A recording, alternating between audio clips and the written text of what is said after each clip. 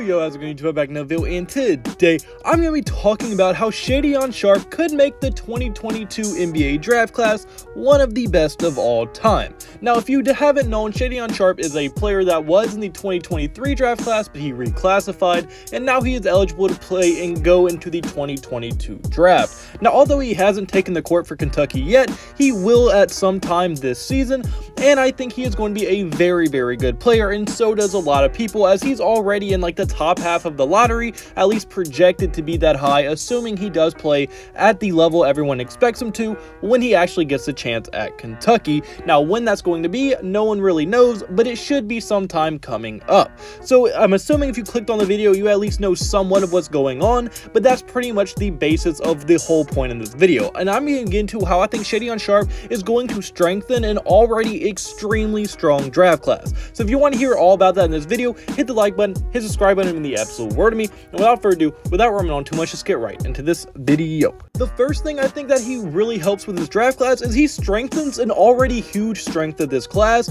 meaning that they already have a ton of good wings in this draft class, and he is adding to that very, very nice bunch of players. As when you look at what they already have Paolo, Banchero, Jabari Smith, Benedict Mathurin, Keegan Murray, and Johnny Davis. Those are the best wings in the class, Paolo and Jabari Smith being one of the two best players in the entire class. I think Benedict could be one of the best players in this class. Keegan Murray has a ton of potential, and even Johnny Davis on the offensive end is one of the better players in this class. And now you add Sharpe into that mix as well, and now you have one of the strongest wing classes we've seen in an extremely long time. All of them have good length, all of them have good size, they're very versatile players, and this wing class is really one of the best we've seen, maybe ever, to come out of any draft class ever. It is very, very deep, and really, if you're drafting one of them, you're gonna get a solid player out of any of them. And out of the first few, like Paolo, Jabari, and Benedict, and even maybe Keegan Murray, I think those four do have some star potential.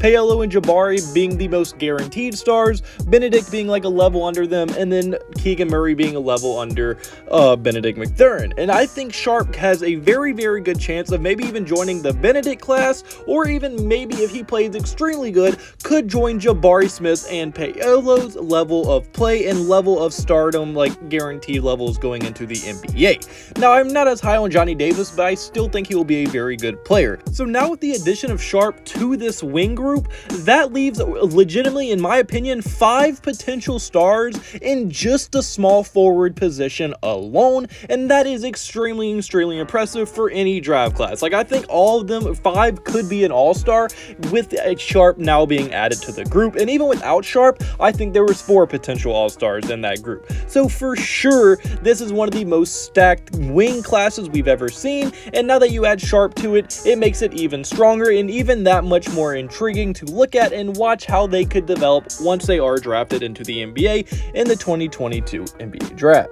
And now my second reason for this video is going to be it as another potential superstar. Now, in my opinion, although this class is extremely deep with extremely solid players, pretty much through the first like 20 picks, you will get a solid player if you pick correctly.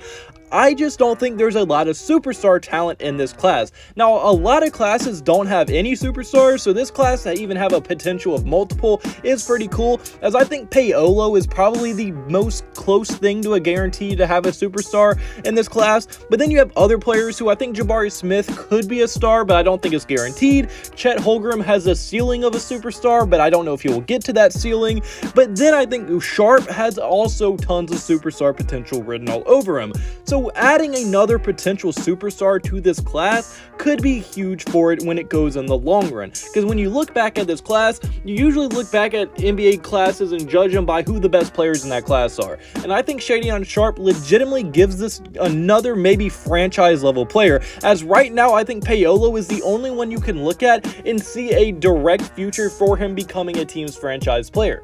But if you look at a player like Jabari Smith or like Chet Holmgren, they do have holes in their game that they definitely need to fix out. And although I do think that they have that potential to be a franchise player, they have potential for that not to work out, and they might not end up becoming that level of player that you would want them to be when you drafted them. But I do think Shaedon Sharpe could maybe also be one of those players, so that just adds another potential franchise player. And in my opinion, there's 4 of them in this class, and then there's a lot of other maybe all-star potential level players, but I think there's only 4 legitimate maybe franchise players a little bit down the road, and that is Paolo, Jabari Smith, Chet Holmgren, and now Shaedon Sharpe.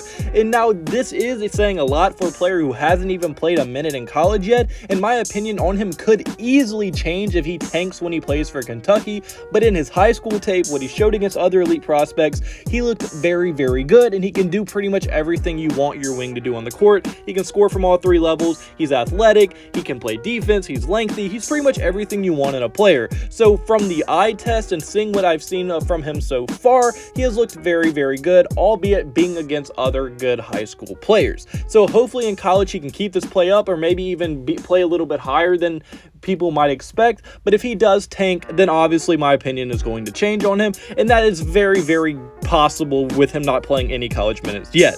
But mainly he does add maybe another superstar to this draft class, and when we look back at it in a few years, we might be able to say he is one of the biggest reasons this draft class is so good looking back at it. Now my third and final reason is going to be that the versatility of the players is kind of like unseen before. This draft class has so many players that can play so many different positions. As like I said, the strength is at the wing position, but a lot of those small forward and wings can play multiple positions. I could easily see them bringing the ball up the court, playing shooting guard, playing their natural position as small forward, and maybe even some of them playing the power forward position. But not only if you look at the wings who can guard multiple positions and play multiple positions, you have a player like Chet Holmgren, who although is a center and he's going to be a center in the NBA, he could play power forward easily. He can maybe develop his ball handling, he can shoot a little bit, he can hopefully develop that. And I mean, if he hits his ceiling, he's gonna be like one of those Kristaps players who, although is a center, can play pretty much everywhere on the court, and he's never gonna really be a liability. Like what Evan Mobley is doing right now with Cleveland, he has the potential to do that, but on steroids. Now, although I don't think Chet's gonna be as good as Mobley year 1 due to how kind of raw Chet is and how much he still needs to develop, I do see him maybe developing to a better player than what Evan Mobley is right now. So, but don't say I'm saying he's better than Mobley or anything. I'm not saying that yet, but I do think he has a way higher ceiling than pretty much anyone in this current draft class, just due to how he's built and due to the skill set he does provide when he plays. So when it goes from the wings to their center unicorn and Chet Holmgren, and even some other players like Jaden Ivey can play point guard or shooting guard. I mean, there's a few players like that in this class who can just play so many different positions, and that just makes them so much versatile. And the more versatile a player is and the more things they can do, the more valuable they have a chance of being to an organization.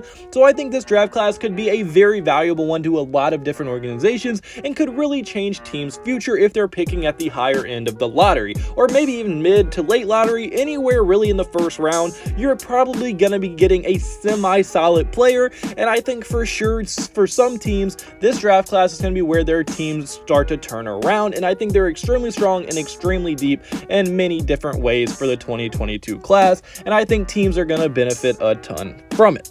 But unfortunately, guys, that's me for this video. So comment below, do you agree with me? Do you think that this draft class has the potential to be one of the best? And do you think Shaedon Sharpe does help that as well? I know your thoughts in the comment section below. And if you do like the video at any point, hit the like button and subscribe button. That would mean the absolute world to me. And I hope you have a blessed day. Have a blessed day. So you have a blessed day. All glory to God. See you in the next video. Goodbye. Boo. Blah.